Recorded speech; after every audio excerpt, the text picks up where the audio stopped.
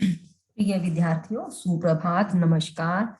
आप सबके अपने हिंदी लेक्चर्स चैनल ध्रुवर हिंदी लेक्चर्स में आप सभी का हार्दिक स्वागत है। आप सभी की ही मांग पर मैं आपको कुछ आलोचनात्मक प्रश्न करवा रही हूँ। आज आलोचनात्मक प्रश्नों की श्रृंखला में हम मैथिली शरण गुप्त जी का साहित्यिक परिचय पढ़ेंगे।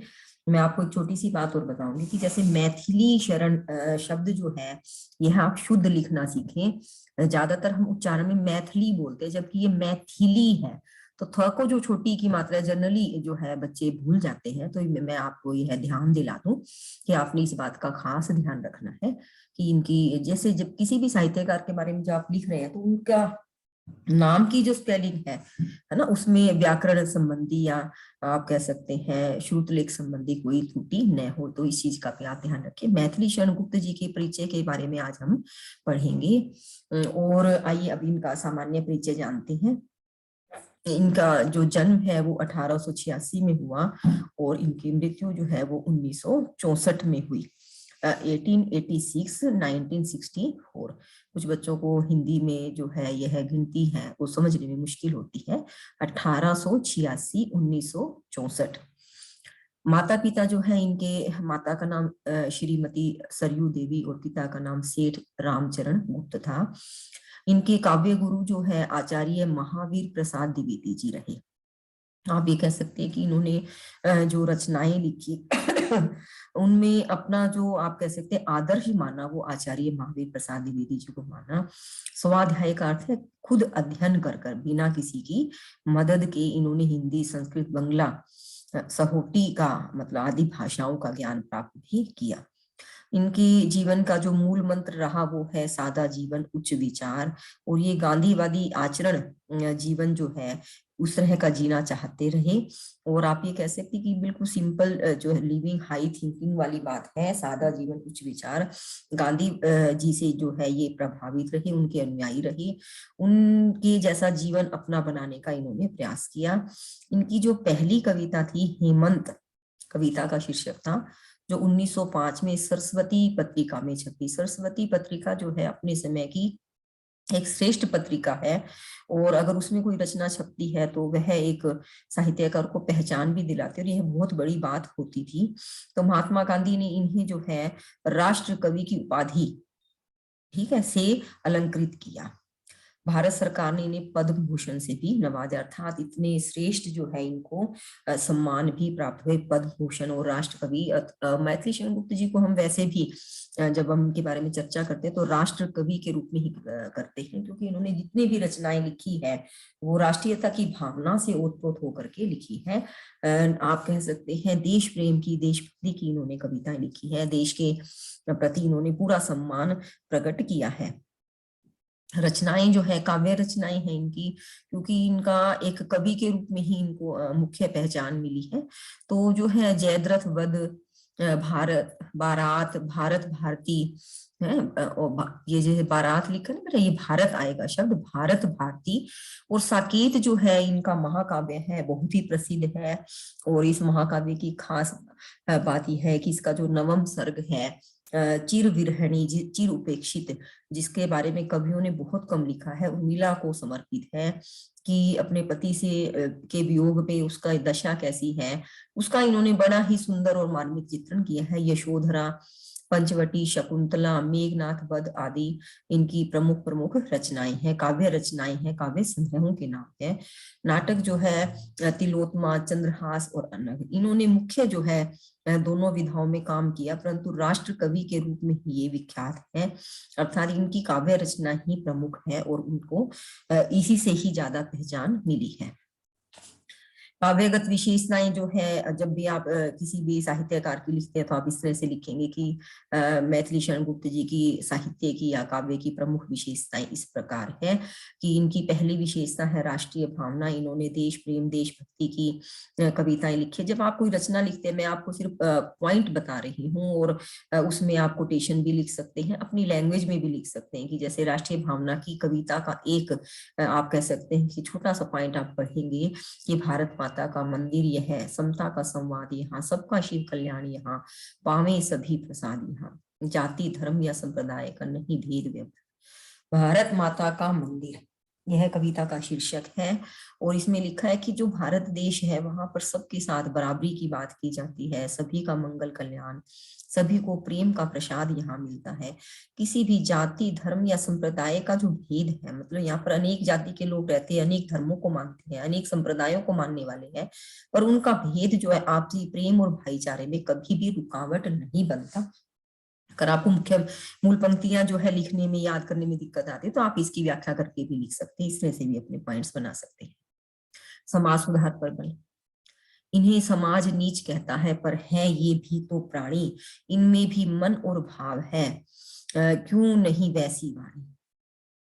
कि कहते हैं कि समाज, जिनको आप ही देखिए समाज के लिए बहुत ही लज्जा का विषय रहता है कि अगर जाति आदि के आधार पर आप किसी व्यक्ति को छोटा या बड़ा समझते हैं, तो कहते हैं कि जिन्हें समाज नीच कहता है, कभी ध्यान से सोचिए कि वो भी हमारी तरह से ही इंसान है, उनके वे भी प्राणी हैं, उनके अंदर भी मन है, अनेक भाव है, फिर उनके साथ वैसी ही बातचीत क्यों नहीं की जाती। तो इसमें से समाज सुधार पर बल दिया कि जो जिनको समाज पिछड़ा हुआ कहता है, जिनके प्रति बहुत अच्छी भावना नहीं रखता था, तो उन सब के लिए भी इन्होंने समाज में जागरूकता फैलाने का प्रयास किया, समाज सुधार का प्रयास किया कि सभी प्राणियों के प्रति हमें सद्भाव होना चाहिए, भाईचारा होना चाहिए, प्रेम होना चाहिए, हमें इंसान और इंसान में किसी भी आधार पर कोई फर्क नहीं करना चाहिए। मानवतावाद का प्रतिपादन, राजा प्रजा का पात्र है, वह एक प्रतिनिधि मात्र है, यदि वह प्रजा पालक नहीं तो त्याज्य है। एक सच्चा राजा कैसा होना चाहिए उसके बारे में इन्होंने बड़ा सुंदर लिखा है कि सच्ची मानवता की जो रक्षा करे, अगर वह एक राजा अपने आप को तकलीफ देकर भी प्रजाजन का कार्य करे तभी वह सच्चा राजा है, कि वह एक पात्र है, वह उनका एक सहारा है, प्रजा में से ही कोई एक राजा चुना जाता है। तो कहते कि आप सच्चा लोकतांत्रिक भी इन्होंने बताने का प्रयास किया कि प्रतिनिधि मात्र है, कि भी जो काम सारे लोग मिलकर नहीं करते, किसी के अंदर एक आप कह सकते हैं नेतृत्व करने की गुण होता है, कला होती है, तो वह राजा बनता है। यदि वह प्रजा का पालन नहीं करता, प्रजा को सुख नहीं देता, तो उसका तुरंत त्याग कर देना चाहिए, अर्थात वह राजा बनने के योग्य नहीं है। राजा का एक ही खास गुण होना चाहिए, उसके अंदर नेतृत्व करने का कला होनी चाहिए और उस कला से वह प्रजाजनों को सुख दे सके, ऐसा इन्होंने भाव प्रकट किया है। नारी के प्रति भाव, कि नारी की जैसी स्थिति थी उस समय में, उसके बारे में लिखा है कि हे नारी जो है, तुम्हारी जो जीवन की एक ऐसी कहानी है कि जो आप कह सकते हैं जन्म देने वाली है, उसी को के प्रति ही समाज घृणा का रखता है, कि तेरी आंखों में हमेशा पानी रहती। समाज में बदलाव कैसे आएगा? जो समाज स्त्री के प्रति अगर अपनापन आदर का भाव नहीं रख सकता, वहां विकास संभव नहीं है। उसकी जो है दर्द भरी जो उसके शब्दों को वाणी देने का प्रयास किया कि तेरी ऐसी कैसी कहानी है कि तू आंचल में दूध रखती है और आंखों में तेरे पानी रहता है। जिस समाज में स्त्री की स्थिति ऐसी है वह कभी विकास नहीं कर सकता। इन पंक्तियों को लिखने के प्रति जो है उनका भाव यही रहा होगा। प्रकृति चित्रण तो बहुत सुंदर है। प्रकृति के सुकुमार कवि के रूप में भी इन्हें जाना जाता है कि चारु चंद्र की, चारु करते सुंदर, चांद की चंचल किरणें खेल रही है जल थल में, स्वच्छ चांदनी बिछी हुई है अवनी और अंबर तल में। अवनी का अर्थ है धरती, अंबर तल का अर्थ है आकाश में, चारों तरफ चांदनी बिछी हुई है। बड़ा ही सुंदर कोमल सुकुमारता से इन्होंने प्रकृति का चित्रण किया है। देखिए एक उदाहरण और देखिए आप, कि है बिखेर देती वसुंधरा मोती सबके सोने पर, रवि बटोर लेता है उनको सदा सवेरा होने पर।